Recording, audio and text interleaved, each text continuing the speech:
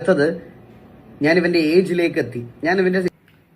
Eagle ഗെയിമിങ്ങിന്റെ ഈ video അത്യാവശ്യം എല്ലാവരും തന്നെ കണ്ടിട്ടുണ്ടാവുമെന്നാണ് ഞാൻ വിശ്വസിക്കുന്നത്. ഇൻ കേസ് നിങ്ങൾ കണ്ടിട്ടില്ല എന്നുണ്ടെങ്കിൽ നിങ്ങൾ പോയി കാണണം. It is A must watch video.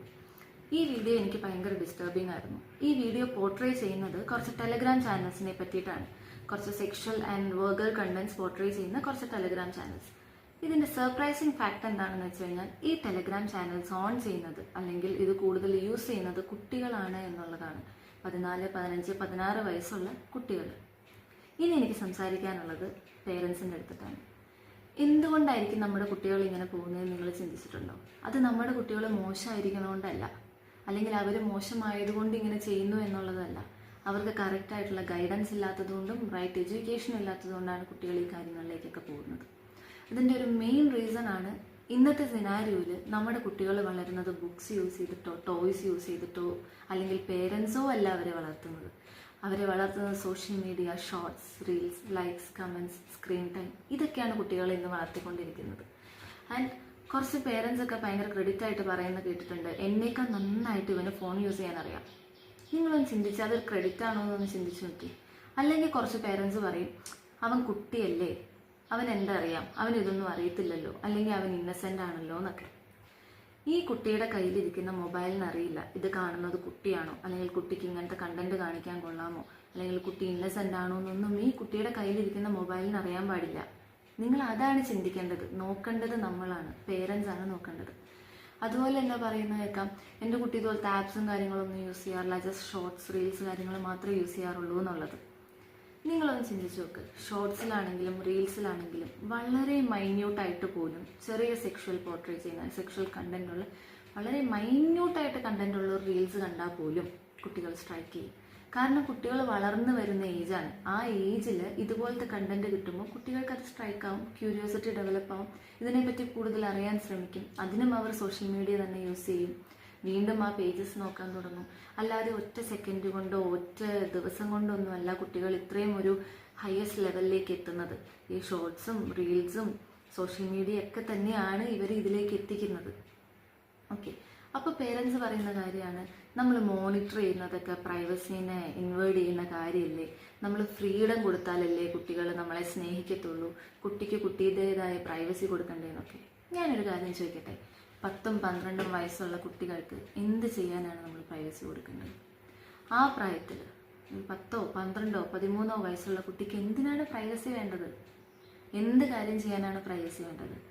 In that time ആ കുട്ടി വളർന്ന് ഒരു അഡൾട്ട്ഹുഡിലേക്കൊക്കെ നീങ്ങുന്ന ടൈമിൽ ഈ പറഞ്ഞത് ശരിയാണ്, നമ്മൾ അവർക്ക് പ്രൈവസി കൊടുക്കണം. അവർക്ക് അവരുടേതായിട്ടുള്ള പ്രൈവറ്റ് മാറ്റേഴ്സ് ഉണ്ടാവും, കാര്യങ്ങളുണ്ടാവും. പക്ഷേ ഈ 10, 12 വയസ്സായ ഒരു കുട്ടിക്ക് പ്രൈവറ്റായിട്ട് ബെഡ്റൂമിൻ്റെ അകത്തിരുന്ന് മൊബൈൽ കൊടുക്കേണ്ട ആവശ്യകത എന്താ ഉള്ളത്? അവർക്ക് അത്രയും പ്രൈവറ്റായിട്ട് ചെയ്യേണ്ട കാര്യം എന്താ ഉള്ളത്? ഇവിടെയാണ് പേരൻസ് ചിന്തിക്കുന്നത്. എന്താണെന്ന് വെച്ച് കഴിഞ്ഞാൽ മോണിറ്റർ ചെയ്യുന്നത് അല്ലെങ്കിൽ നോ പറയുന്നത് അല്ലെങ്കിൽ ഇത് ചെയ്യരുത് എന്ന് പറയുന്നത് എന്തോ ക്രൂവൽറ്റിയാണ്, അത് ബാഡ് പേരൻറ്റിംഗ് ആണ്, കുട്ടിക്ക് കുട്ടിയുടെ ഫ്രീഡം കൊടുക്കുന്നതാണ് നല്ല പേരൻറ്റിങ്, അതുവഴിയാണ് കുട്ടികൾ നമ്മളെ സ്നേഹിക്കുന്നു എന്നുള്ളതാണ്. പക്ഷേ ഈ അൺലിമിറ്റഡ് ഡിജിറ്റൽ ഫ്രീഡം കൊടുക്കുക എന്ന് പറയുന്നതാണ് ഏറ്റവും വലിയ ഡേഞ്ചർ. ഇതൊക്കെയാണ് മെയിനായിട്ട് ഈ കുട്ടികൾ ഇതിലേക്ക് പോകുന്നതിനുള്ള കാര്യം. പിന്നെ ഒന്നാണ് പ്രോപ്പറായിട്ടുള്ള സെക്സ് എഡ്യൂക്കേഷൻ നമ്മുടെ പേരൻസ് കുട്ടികൾക്ക് പറഞ്ഞു കൊടുക്കാത്തത്. ഇപ്പോഴത്തെ കുട്ടികൾ ഈ ഫോൺസും സ്ക്രീൻസും കാര്യങ്ങളെല്ലാം യൂസ് ചെയ്യുന്നതുകൊണ്ട് തന്നെ കുട്ടികളുടെ അറിവുകളും കാര്യങ്ങളിലും വളരെ ചെറുപ്പത്തിലെ കുട്ടികൾ ഇതിനെപ്പറ്റിയൊക്കെ മനസ്സിലാക്കി തുടങ്ങുന്നുണ്ട്, ഇതിനെപ്പറ്റി ക്യൂരിയോസിറ്റീസ് ഉണ്ടാകുന്നുണ്ട്. നമ്മളാണ് അവർക്ക് റൈറ്റ് നോളജ് കൊടുക്കേണ്ടത്.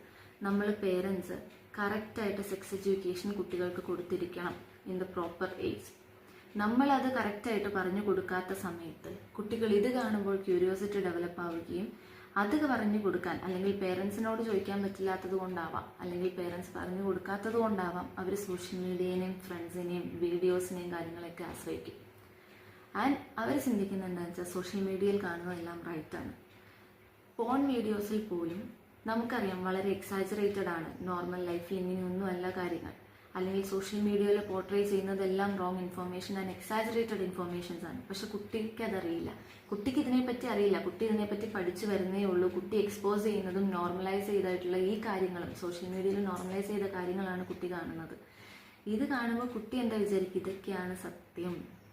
ഓക്കെ, പിന്നെ കുട്ടി അതിലേക്ക് തന്നെ ലീഡ് ചെയ്ത് പോകാനായിട്ടുള്ള ചാൻസസ് ഉണ്ട്. എന്തുകൊണ്ടത്?